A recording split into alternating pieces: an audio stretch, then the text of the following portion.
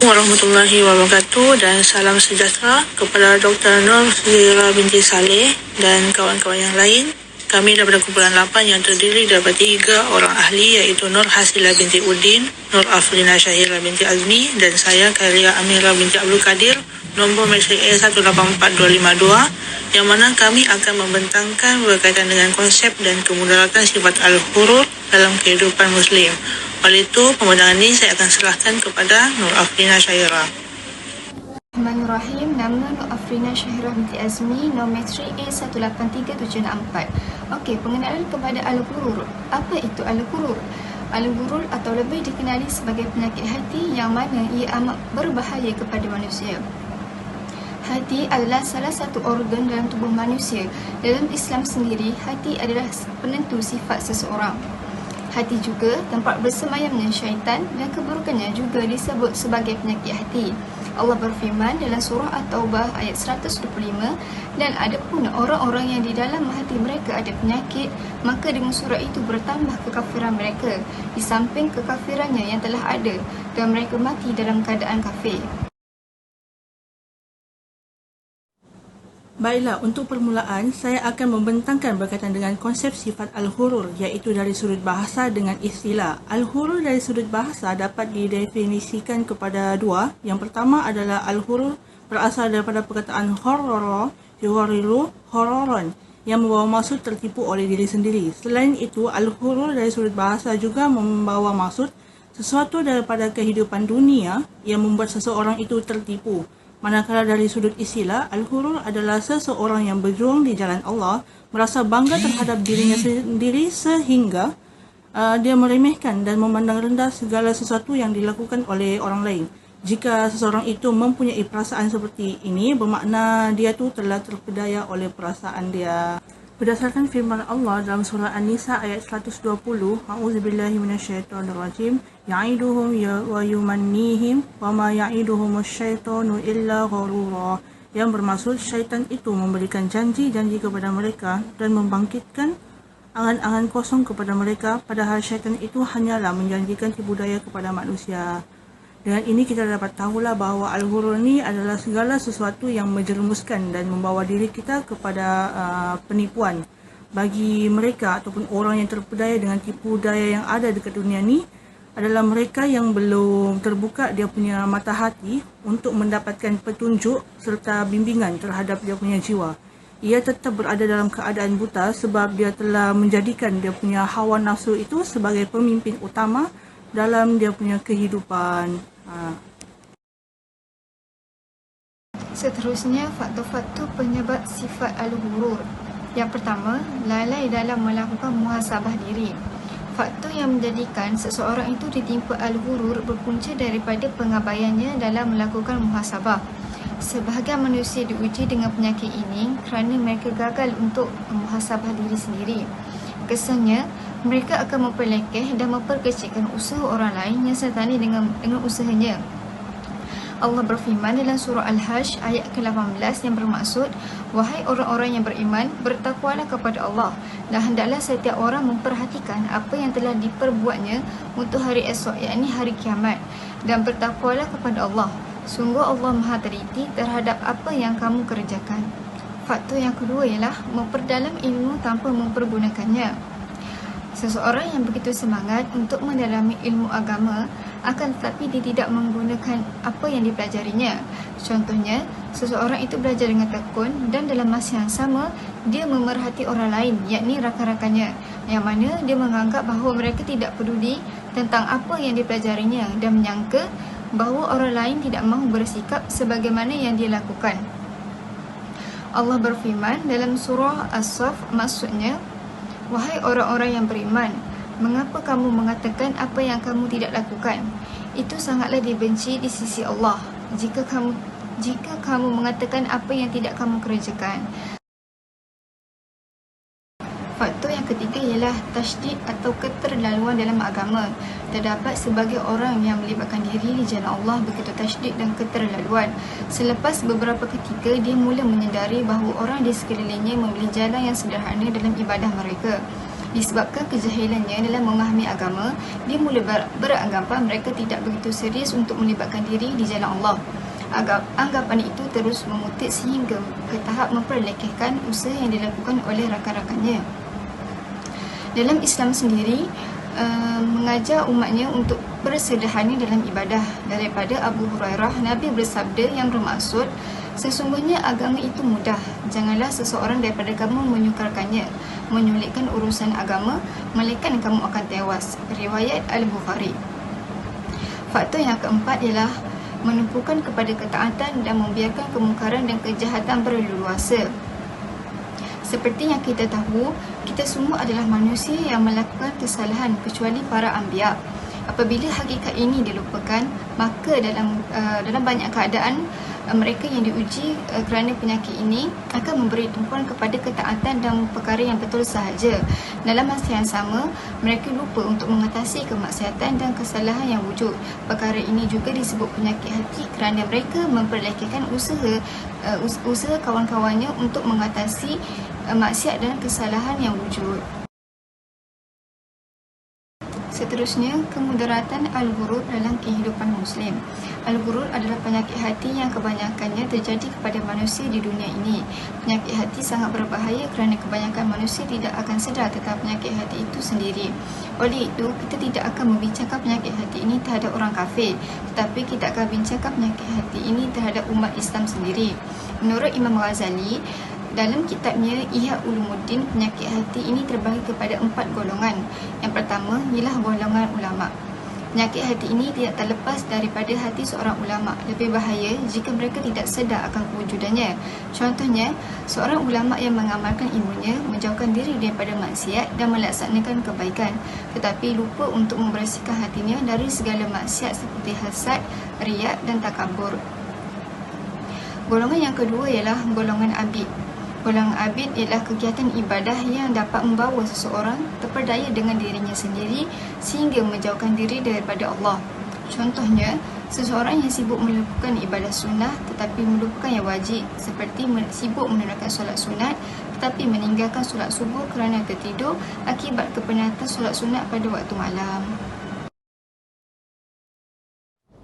Golongan orang yang mengaku sufi merupakan golongan ketiga dalam penyakit hati yang telah disebut oleh Imam Al-Ghazali. Terdapat 2 contoh yang boleh saya nyatakan, iaitu seseorang yang mengaku sufi iaitu dengan menggunakan pakaian-pakaian yang tertentu, bergaya dengan ulama-ulama sufi, berzikir dan menari dengan nyanyian yang melalaikan. Oleh itu, mereka menganggap dengan melakukan perkara tersebut, dirinya itu telah sampai kepada Allah ataupun mendapat ilham dan kasyaf.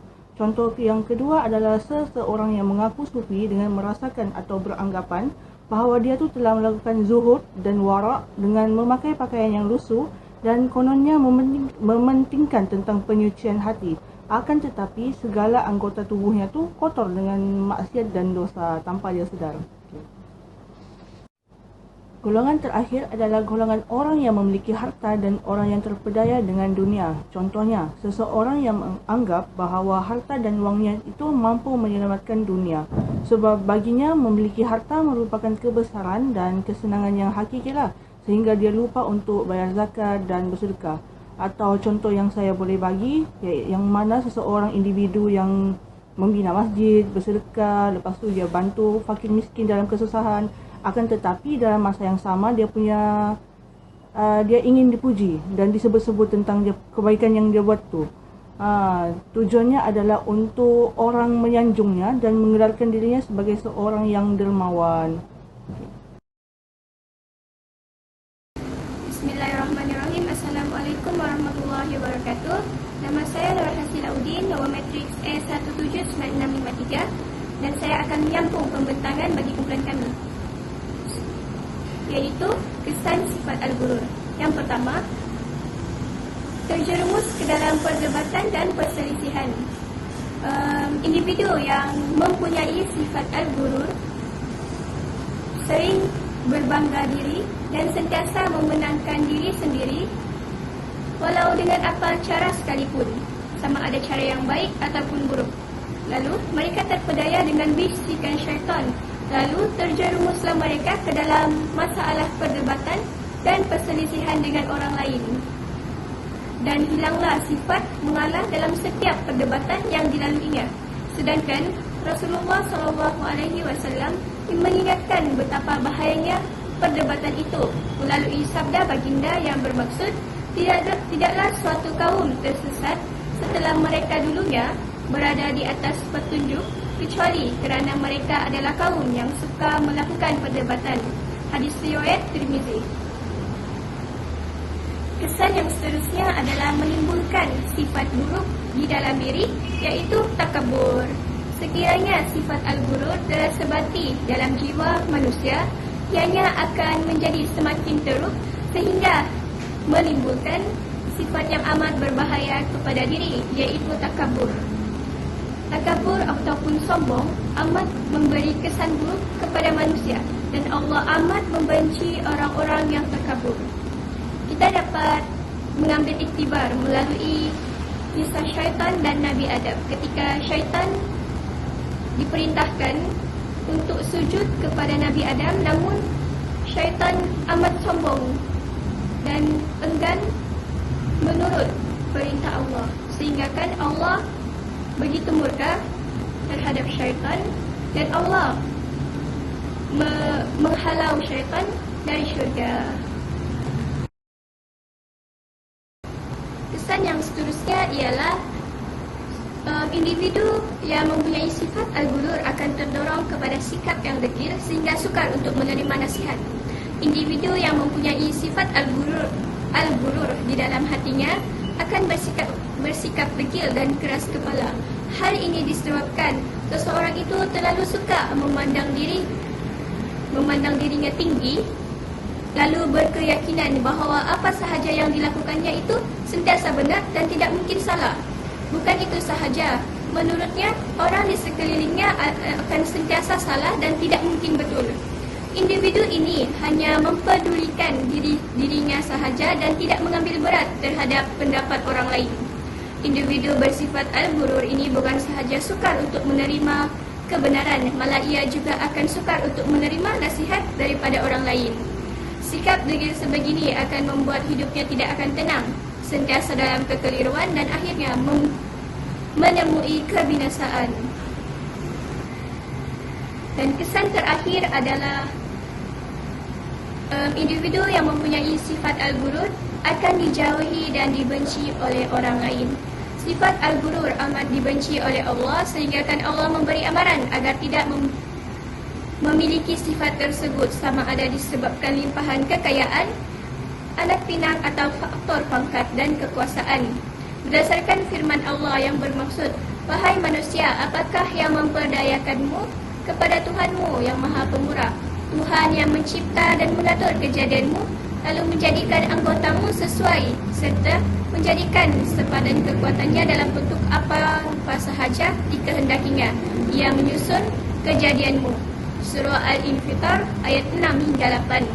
Segala amaran yang diberikan oleh Allah kepada manusia tidak seharusnya manusia ketepikan. Allah memurkai manusia yang bersikap sambil lewat terhadap amaran yang diberikan. Sesiapa yang dimurkai Allah, maka seluruh penduduk langit akan memurkainya, dan seluruh penduduk bumi akan memurkai dan membenci orang tersebut. Seterusnya, kita beralih kepada cara mengubati penyakit al-ghurur. Sifat al-ghurur merupakan salah satu daripada 7 penyakit hati.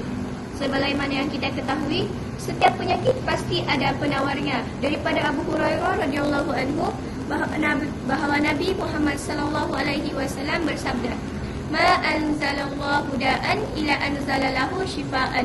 Allah tidak menurunkan suatu penyakit melainkan diturunkan bersamanya penawar. Hadis riwayat Al-Bukhari.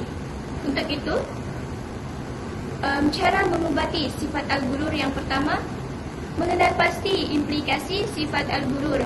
Mengenal pasti sifat, implikasi dan akibat sifat al-ghurur dapat menyedarkan manusia betapa bahayanya penyakit al-ghurur itu.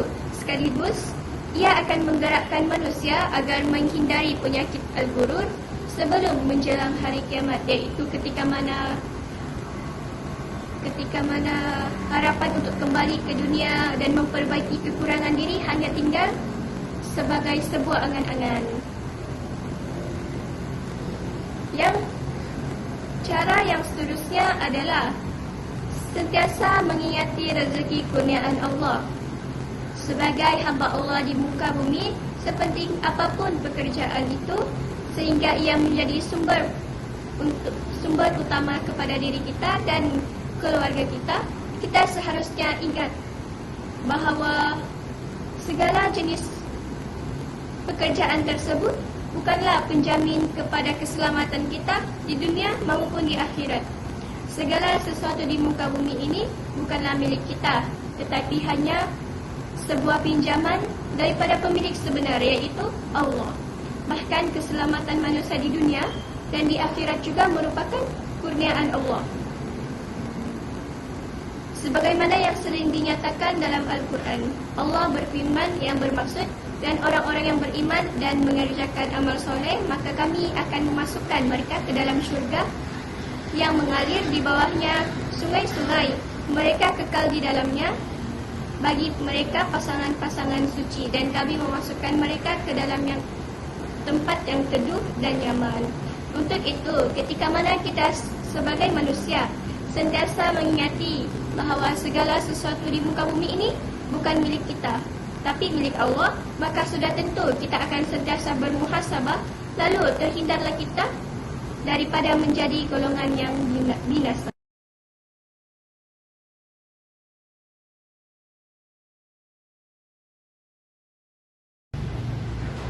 Cara mengubati sifat al-ghurur yang ketiga ialah sentiasa bermuhasabah diri. Muhasabah dan melatih diri secara bertahap dapat membantu mengatasi dan menghindarkan diri daripada penyakit al-ghurur dan sifat-sifat yang tercela.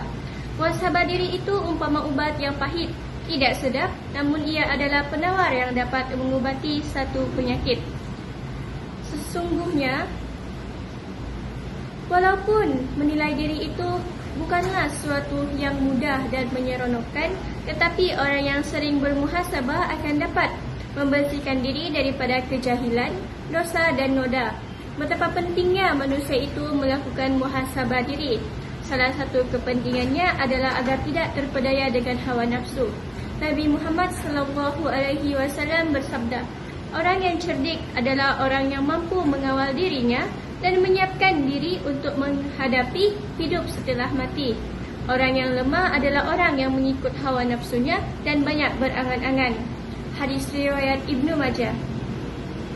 Cara mengubati penyakit al-ghurur yang keempat adalah memahami dan menghayati kisah hidup salafus soleh.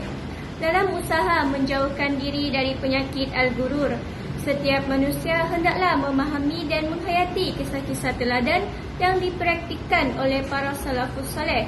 Mereka adalah orang-orang yang banyak melakukan kebaikan, sentiasa jujur, serta tidak terlalu mempergantungkan diri mereka terhadap amal mereka. Bahkan setiap saat mereka dipenuhi dengan kerisauan akan diri mereka.